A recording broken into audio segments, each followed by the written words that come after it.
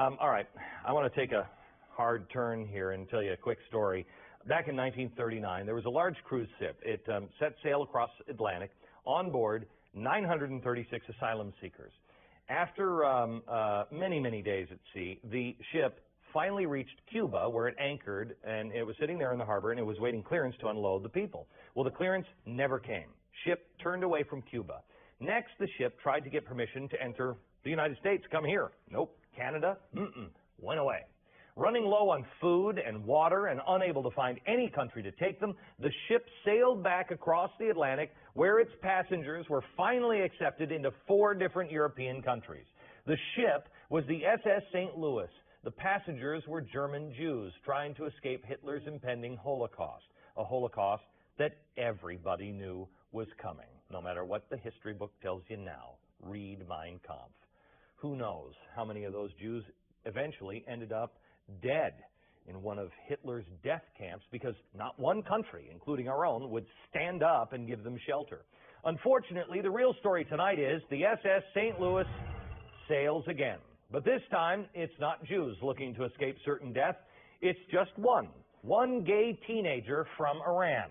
This guy, while he was in Britain on a student visa, his boyfriend was executed in Iran after publicly admitting their homosexual relationship. Fearing that he too would be killed if he returned to Iran, he asked the British government for asylum. They said no. Why?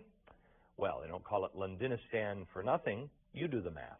From there, he went to the Netherlands, a place where hookers and pot are okay, but somebody looking for asylum who's facing execution because of their sexual orientation, not so much. Why?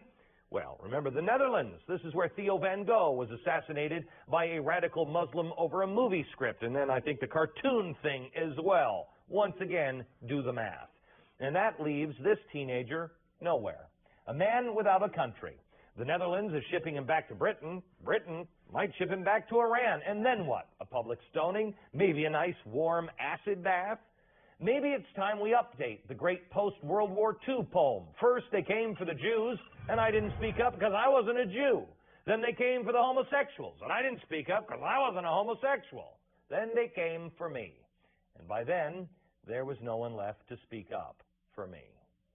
Who will speak up now and take this modern-day German Jew in? Irshad Manji, author of The Trouble with Islam Today, senior fellow of the European Foundation for Democracy, and the director of the Moral Courage Project at New York University. Irshad, why do you think he can't get into the Netherlands or the UK? Fear or paperwork? To be honest, Glenn, I do think that it is paperwork. I know that, both the Netherlands and the UK have been very open in terms of asylum seekers in the past. I can't for the life of me figure out why this young man is having his humanity stripped 3 times.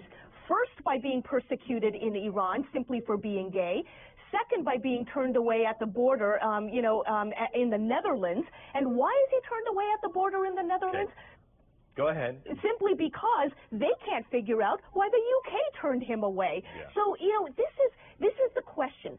Do we really need to be treating asylum seekers in open societies of the West in the same way that they are treated in theocratic regimes like Iran, namely as dehumanized, faceless entities? Irshad, you know I love you. That's the second time this week I've disagreed with you. Okay. Bring it on. Bring it on. The Netherlands, this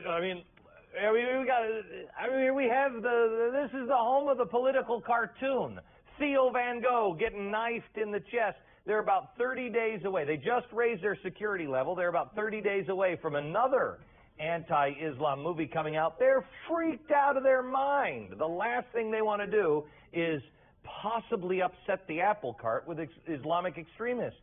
Glenn, you may be right about that. I'm certainly not saying that I've got all the answers, but obviously neither do you. And here's now you made me feel bad because I made you feel bad. No, here's what we do know. Here's what we do know. Yeah. That these places trumpet themselves, Netherlands, the UK, trumpet themselves as models of multiculturalism. And in the recent past, they have gone out of their way in order to show that, they are crucibles of all kinds of cultures, including gay and lesbian cultures, getting along.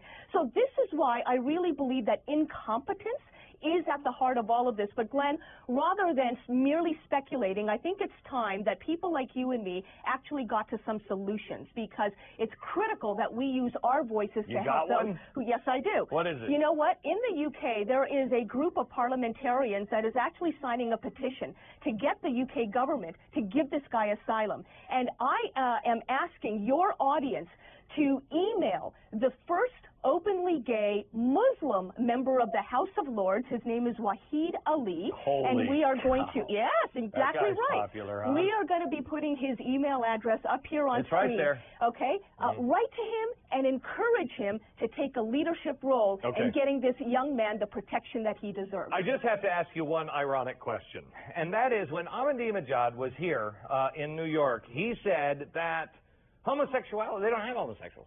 What? We have no homosexuality. You know why? Because he's killed them all. Yeah. Well, it's true. I just have to ask you a question. If they don't have any homosexuals there, why is it illegal? That'd be like banning unicorns, wouldn't it? Glenn, this is what we call a rhetorical question. Yes. Not just an ironic one, but a rhetorical one. Thank you very much. And this is why every day I thank God I live in this part of the world. All right. Bye-bye, Irshad. Love you. God bless. That's the real